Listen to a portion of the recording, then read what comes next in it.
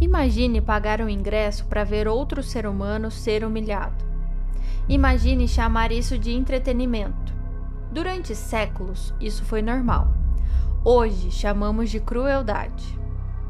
No século XIX e início do século XX, milhares de pessoas lotavam circos, feiras e museus para assistir ao que era anunciado como freak shows, espetáculos de aberrações humanas. Homens, mulheres e até crianças exibidos como monstros, curiosidades ou erros da natureza. Por trás das luzes, dos cartazes coloridos e das promessas de espanto, existia uma realidade que raramente era mostrada. Uma realidade feita de exploração, miséria e dor. E é isso que você vai conhecer agora.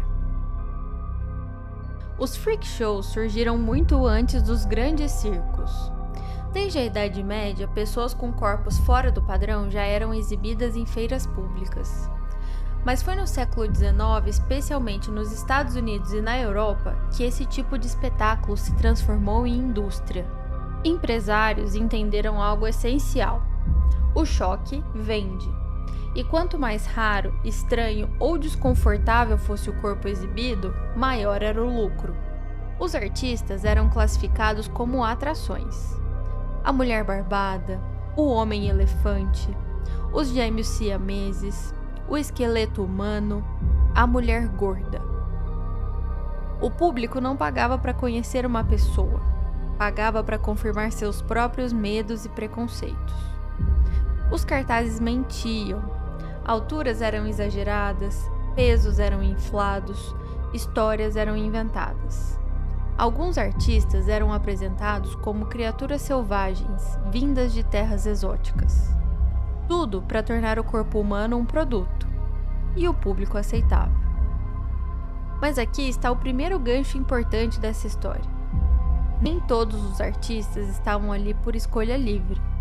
Muitos foram vendidos, outros sequestrados. Alguns entregues por famílias pobres que não tinham como sustentar uma criança com deficiência. E, uma vez dentro do circuito, sair era quase impossível. As condições de vida eram muitas vezes degradantes.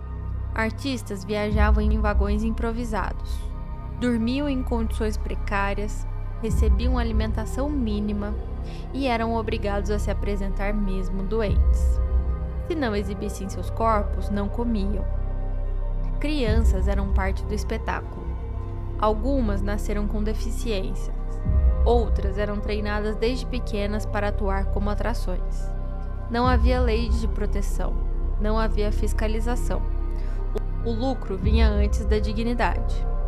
Talvez o caso mais conhecido seja o de Joseph Merrick, conhecido como o Homem-Elefante. Sua condição médica o tornou alvo de curiosidade extrema.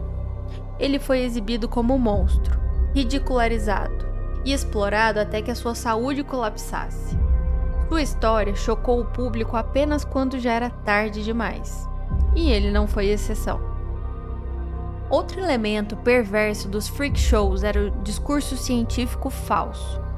Muitos empresários afirmavam que as atrações eram provas vivas da evolução falha, ou de raças inferiores. Esses espetáculos ajudaram a alimentar teorias racistas e eugenistas. O corpo diferente era tratado como um erro, e o erro precisava ser exibido. Mas aqui surge um ponto complexo. Alguns artistas afirmavam preferir o freak show à exclusão total da sociedade. Para pessoas marginalizadas, aquele espaço era, paradoxalmente, uma forma de sobrevivência. Isso não torna o sistema menos cruel, apenas mostra o quão limitado era o mundo fora dele. Com o avanço da medicina, da fotografia e das leis trabalhistas, os freak shows começaram a perder espaço. O público passou a enxergar aquelas atrações com desconforto. O que antes era curiosidade virou vergonha. A indústria entrou em declínio no início do século XX, mas os seus efeitos permanecem até hoje. A forma como a sociedade encara corpos diferentes ainda carrega ecos daquele período. A exploração apenas mudou de formato, saiu do picadeiro e entrou nas telas. E aqui fica a pergunta final: Quantas vezes ainda transformamos a dor alheia em entretenimento? Se você acredita que histórias reais devem ser contadas com responsabilidade, curta esse vídeo, inscreva-se no canal e compartilhe. Aqui, o objetivo não é chocar, é lembrar para não repetir. Deixe nos comentários qual outro tema histórico você quer ver analisado sob esse olhar crítico.